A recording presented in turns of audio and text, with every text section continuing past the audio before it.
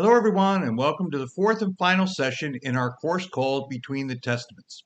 Over the past three sessions, we've been tracing the story of God's people from the close of the Old Testament prophets around 440 BC all the way to the manger in Bethlehem. We've watched empires rise and fall, seen the Jewish people scattered throughout the entire Mediterranean world, witnessed the monumental translation of the Hebrew scriptures into Greek, and traced the dramatic story of how those same scriptures were preserved among the Dead Sea Scrolls. In this session, then, we turn our attention to religious developments that shaped the Jewish culture in which the New Testament was written. To understand this context, we need to begin with a crisis that took place more than 160 years before Jesus is born. A crisis caused by Antiochus IV Epiphanes and something called the Abomination of Desolation.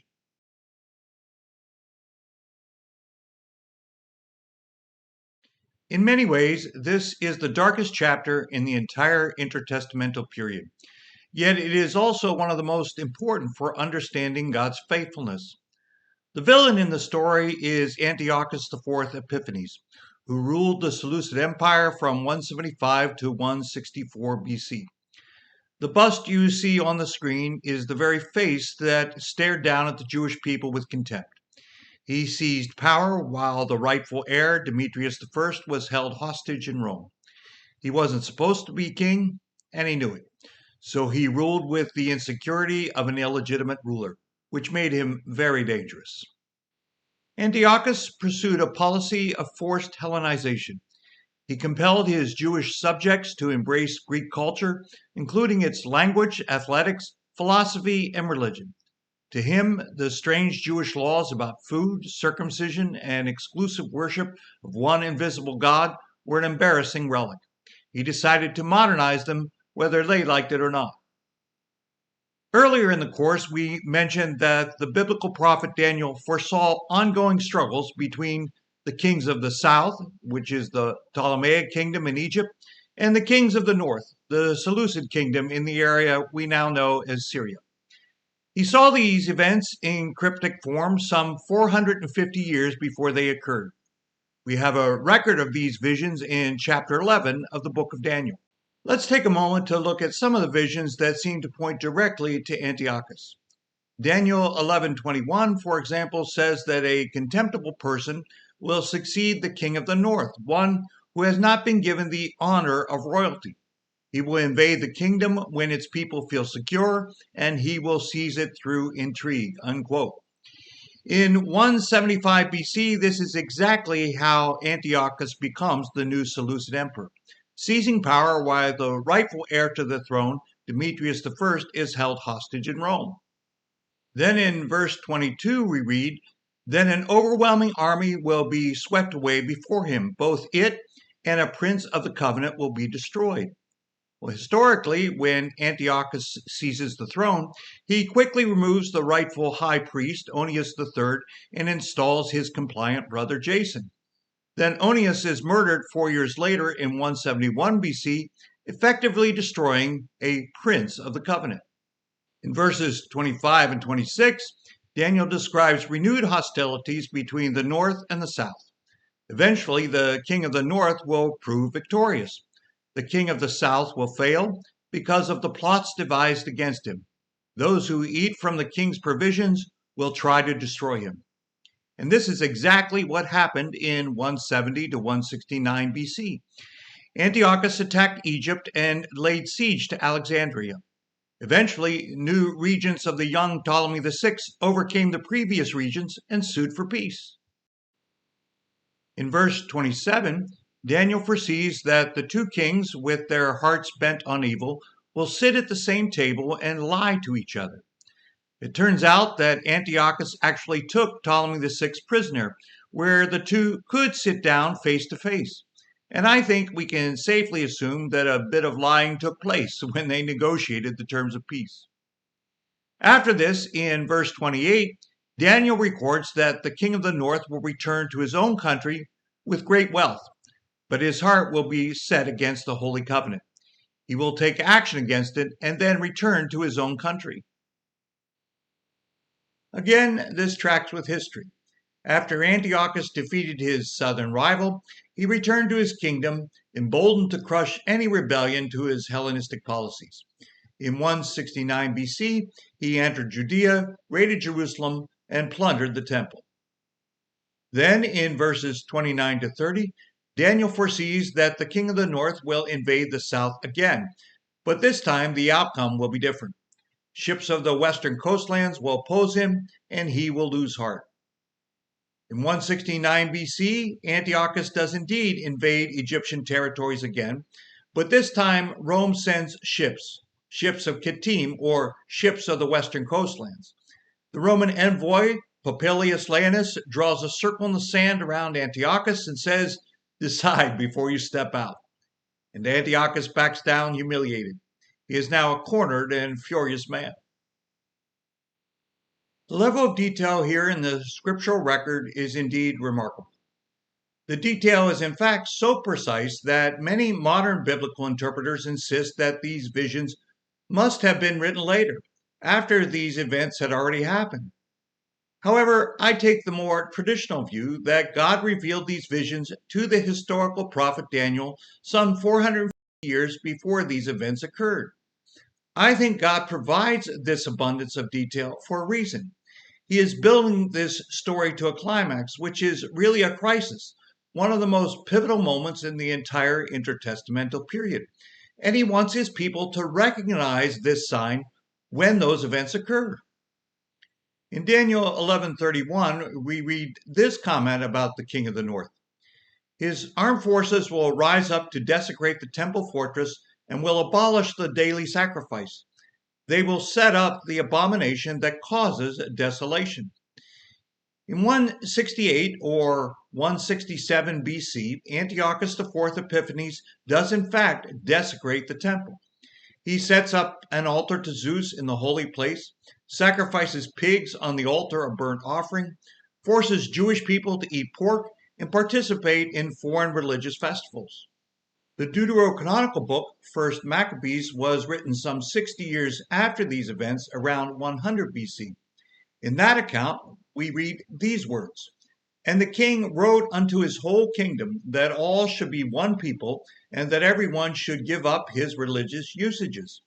And all the nations acquiesced in accordance with the command of the king, and many in Israel took delight in his form of worship, and they began sacrificing to idols and profaned the Sabbath."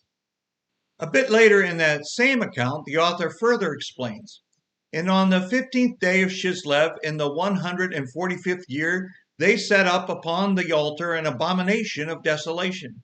And in the cities of Judah on every side, they established high places. And they offered sacrifices at the doors of the houses and in the streets." Remember, this was prohibited under Jewish law. Now, according to our modern dating system, this describes December the 7th, 168 or 167 BC, depending on whether Syrian or Babylonian calculations are used. This tragic event was now permanently seared into Jewish hearts and minds. A little over 100 years later, Jesus referenced it as a clear warning to the people of his day. "So when you see standing in the holy place the abomination that causes desolation, spoken of through the prophet Daniel, let the reader understand. Then let those who are in Judea flee to the mountains." At the time, the people could hardly have realized that more abomination and desolation were on their way. Tragedies even more shocking and destructive were imminent. The Holy One who embodied the high priesthood, the king, the sacrifice, and the temple itself would be nailed to a cursed tree. And within just a few decades, the Romans would totally raze to the ground the temple that Antiochus desecrated. This Roman abomination truly does cause desolation. Between these events, however, between Antiochus and Jesus, God still had plans for this Second Temple. The emperor's offensive action galvanized a highly offended sector of the Jewish population. Let's take a look then at their firm response.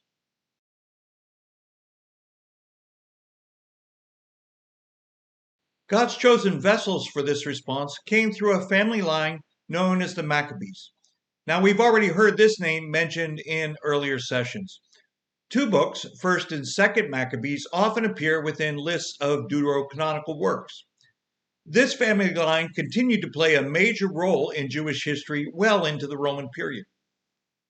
The founding father of this line was Mattathias, a priest from Modin, a town located in the Judean foothills some 20 miles northwest of Jerusalem.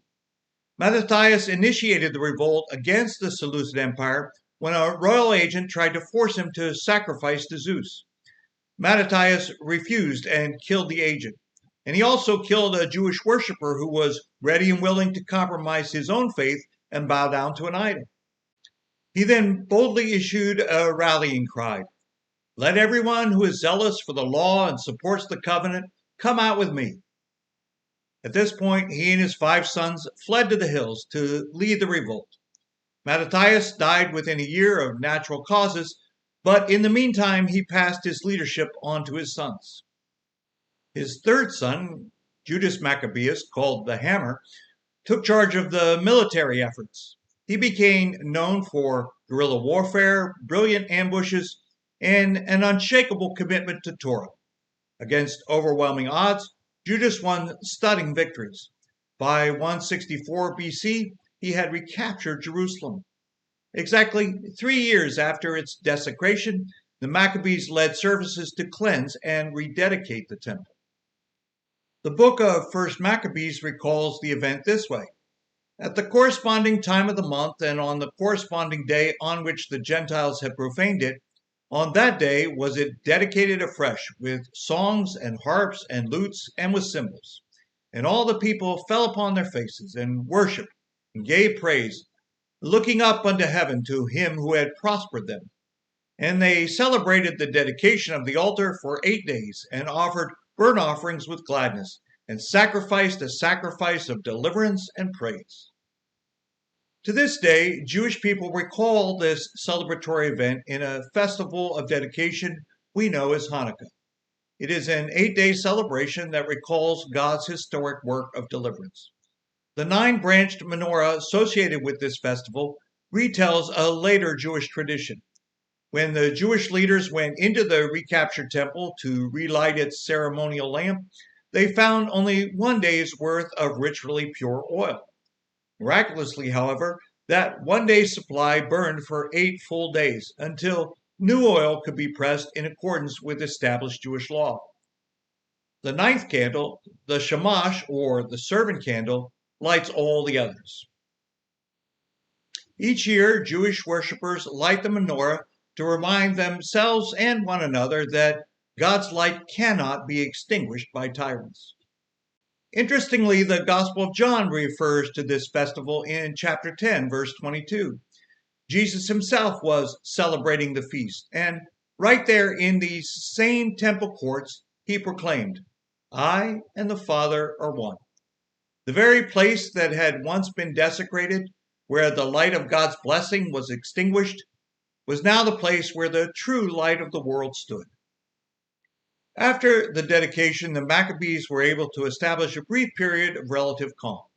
Jonathan, Aphas, and then Simon successfully negotiated political alliances with the Seleucids, and even Rome gave them some breathing room. Soon, however, the fragile nature of this peace would become evident.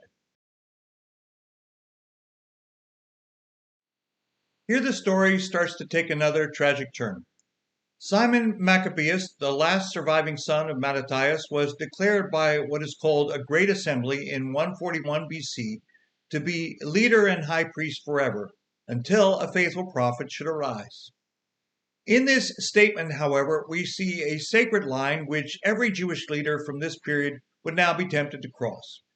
While they waited for God to reveal a new prophet, would priests now step into the role? Were they now the true prophetic leaders of God's people, like Moses himself? When Simon Maccabeus was assassinated, his son John Hyrcanus assumed the role of high priest. Soon, however, he proved he was more than willing to cross that traditional sacred line, and he began to merge the roles of religious and political leadership. He negotiated treaties, led armies, and expanded the kingdom. He implemented his own version of forced religious compliance, when he required conquered Idumeans from the former Edom to accept Jewish customs, including the rite of circumcision. This decision left a permanent rift in the population, especially when an Idumean by the name of Herod was eventually named king of Judea. Later Jewish literature refers to Hyrcanus as prince or ethnarch, as well as high priest. His son Aristobulus I, however, apparently removed all pretense. Josephus maintains that he was the first Jewish leader from this period to explicitly embrace the title of king. This makes him the first ruler of what became known as the Hasmonean dynasty, perhaps named after legendary ancestors in the Maccabean line. If Josephus is correct, by accepting the title of king, Aristobulus had fully blurred the lines between priest and king, and the consequences would be devastating. For some, this represented a religious and theological problem. The Hasmoneans were Levites, not from the tribe of Judah. According to Jacob's blessing recorded in the book of Genesis, the scepter was supposed to belong to Judah. And God later made a solemn promise to King David, who is indeed from the line of Judah, saying that your throne will be established forever. And alongside these specific biblical arguments, there was a long tradition of Mosaic law that separated the sacredness of the Levitical priestly office from common mundane affairs. Many Jewish people of the day would have found it difficult to condone a high priest acting as a king, blurring the line between the sacred and profane world. In the New Testament, of course, God himself erases this line when he reveals Jesus as the fulfillment of prophet, priest, and king. At this earlier stage in the process, however, Aristobulus and his successors would have had a difficult time holding these two lines of authority together. Later, critics and opponents would use these revelations to oppose Hasmonean rule. It would in fact be a different king from a different family line that takes center stage in the next stage of God's plan. So let's turn to that part of the story. Internal struggles over Hasmonean rule eventually attracted the attention of Rome, who would not tolerate any disruption in the flow of goods and tribute from their client territories. In 63 BC, the Roman general Pompey the Great brought his armies to Judea and besieged Jerusalem. And after the Jewish surrender, he entered the temple and even walked into the Holy of Holies. Again, the sacred space of Judaism was unthinkably violated. Again, this once mighty nation of God was humiliated. Judea became just another Roman client state. The cultural and spiritual impact was profound. The Jewish throne was now a Roman appointment. The temple had been turned into a battlefield. Independence was once again only a nostalgic memory and a distant hope. Once more, the people felt the oppressive weight of divine judgment. To oversee Roman interests, Mark Antony and the Roman Senate appointed an Idumean or Edomite by birth, who had no legitimate Jewish claim to the throne. When the Parthians installed the last Hasmonean king, Herod fled to Rome, convinced the Senate to declare him king of the Jews, and with Roman legions recaptured Jerusalem in 37 BC. He murdered the Hasmonean high priest Aristobulus III. As an Idumean client king, Herod faced deep Jewish distrust. He ruthlessly eliminated rivals, including Hasmonean leaders and even his own wife and her sons. Nevertheless, through his unwavering loyalty to Rome, he was able to hold power and even to expand Judean territory. To magnify his own glory, and perhaps to a lesser extent to pacify his Jewish subjects, Herod undertook massive building campaigns in the region, including a huge renovation and expansion of the Temple Mount. For some 80-plus years, beginning around 20 or 19 BC, and continuing well after Herod's death, workers entirely transformed the Second Temple, originally built by Jewish exiles some 500 years earlier. In the first year and a half, the sanctuary was finished with gold and white marble. Within 8 years, workers completed the temple courts and the walls surrounding them. But then the real work began. The entire footprint of the Temple Mount was expanded with huge retaining walls filled with massive amounts of material. Some of the stones used in these walls were some 40 feet long and weighed some 80 tons.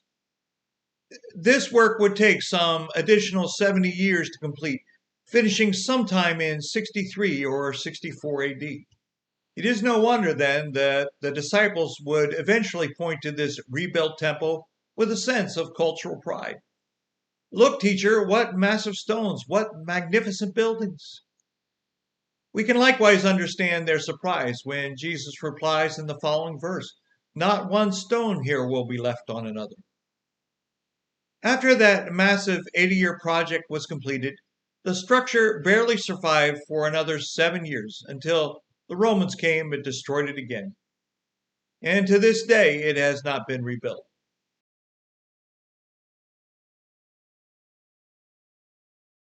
While all this political drama unfolded, the religious landscape was also transforming. In previous sessions, we covered some of this change, the expanding diaspora of Jewish exiles across the empire, the Greek translation of the Jewish scriptures known as the Septuagint, and the preservation of manuscripts known as the Dead Sea Scrolls. But we should also take a look at a couple other factors that significantly shaped the Jewish culture in which both Jesus and the New Testament church lived. One of these factors was the growing role of the synagogue. Remember, in that day, there was only one Jewish temple, and it was in Jerusalem. All sacrifices and required annual offerings had to be completed within its courts. Outside of Jerusalem, among the worshiping exiles scattered throughout the empire, the synagogue became the center of community life and worship.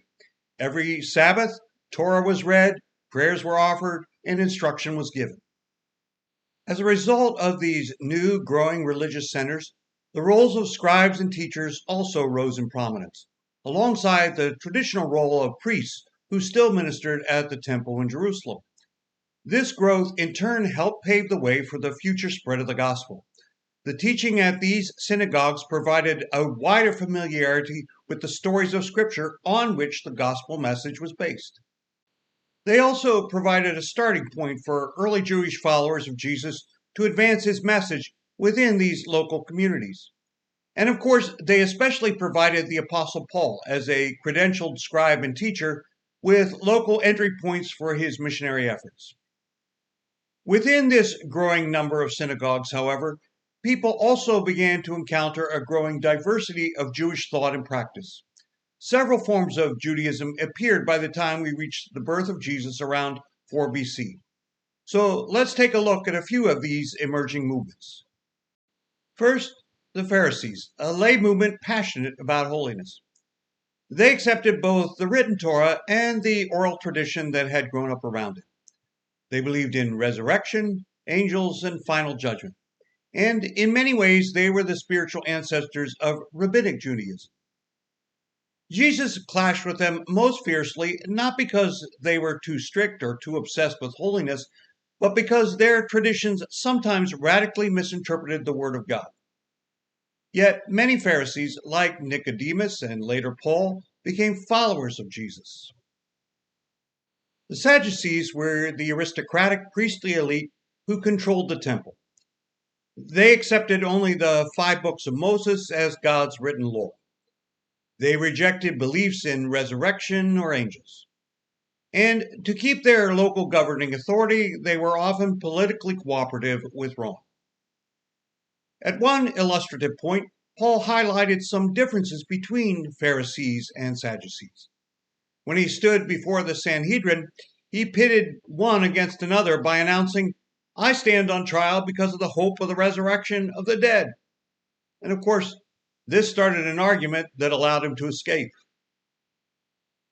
The Sadducees largely disappeared after the temple was destroyed in 70 AD, leaving rabbinic Judaism to rise into prominence. Then we have a group who are sometimes called the Essenes. But as we learned in our last session, they are frequently identified with the Qumran community who preserved the Dead Sea Scrolls. They viewed the Jerusalem temple leadership as hopelessly corrupt.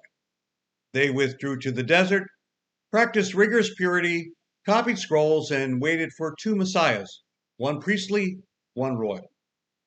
Their apocalyptic worldview prepared the hearts of many to hear John the Baptist's call to repent. In contrast with this more separatist group, we have the Zealots. They carried on the rebellious traditions of the early Maccabees. They believed foreign rule was an affront to God's kingship, and they were ready to take up arms. You may recall that one of the 12 disciples of Jesus was called Simon the Zealot. The same passion that made them dangerous revolutionaries also made some of them radical disciples. In addition to these more specialized forms of Judaism, we can identify a much larger group of Jewish worshippers who participated in what we might call common Judaism. They were the farmers, fishermen, carpenters, and mothers who loved the temple, kept the feast, circumcised their sons, observed Sabbath and food laws, and longed for the day when God would visit his people again. Having provided this brief overview of the rise of the synagogue, along with these various forms of Judaism, we can begin to see God's hand at work. He was preparing the way for Jesus to address a wide range of views and propose solutions. Each in their own way, faithful Jewish worshippers were looking for answers, looking for God to keep his promises, waiting for him to act. Jesus enters the world. He meets a people of God who were used to hearing new ideas, even if they did not always accept or appreciate them. But for those who were ready to listen, God had an answer that satisfied their deepest questions.